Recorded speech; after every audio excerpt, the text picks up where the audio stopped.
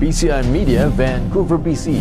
It's Monday, April 17th. Welcome back to the new PCI Daily News Roundup brought to you by CanadianInquirer.net, where you can browse for the latest news development with complete stories anytime. And many know it well. Thank you for joining us. We have the latest news development in the news. Duterte's order to shoot corrupt revenue customs officials. President Rodrigo Duterte has some rather controversial advice involving corrupt revenue personnel and shooting them.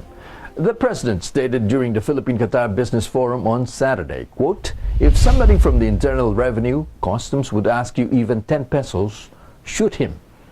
He continued, quote, "The Philippines is open for everybody, and there is no corruption, because the one thing that pulled my country down all these years was corruption."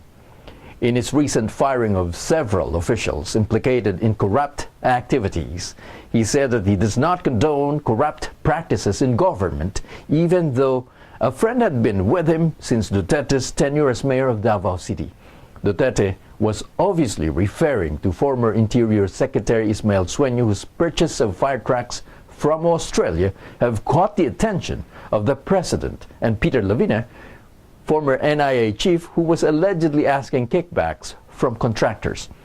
Both former public officials denied being involved in SAD's activities and said that they were just victims of these accusers who reported them to the president. Abu Sayaff beheads a sailor. Abu Sayaff beheaded another innocent victim. Noel Visconde, a captain of the FB Ramona, was abducted along with 3 others in the Celebes Sea last December. Visconde was ill whilst captured by the bandits and was beheaded for delaying their movements. The other crewmen abducted were Ray Jim Rocabo, Roy Ramos, and Roel Leones, who were all residents of Tucuran, Zamboanga del Sur. Brigadier General Cerillo Sobuhana Jr. confirmed that Visconde was beheaded at around 2:30 in the afternoon last April 13, but did not reveal until he and his Joint Task Force, Sulu, received the confirmation. Visconde's family was given a ransom price of 3 million pesos for his release, but lacked the means to pay in addition to the government's policy of no ransom.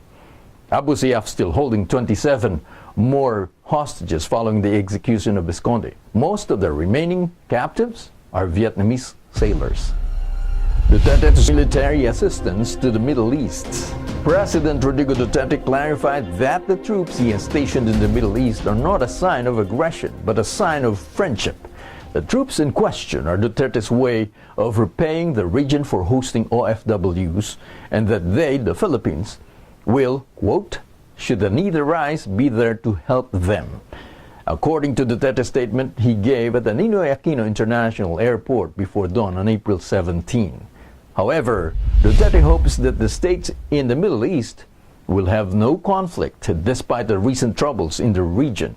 National Security Advisor Hermogenes Esperon Jr. clarified that the troops will not fight in the Gulf states and that the assistance extended by the Philippines will be in the form of training, which has yet to be set up. According to Esperon, the military aid will be, quote, "probably based on specialized courses or training, and will take effect," quote, "probably take another 6 months to 1 year." And that's the Roundup News for Monday. I'm Manny Noel. Thank you for joining us. We'll see you again tomorrow. Goodbye.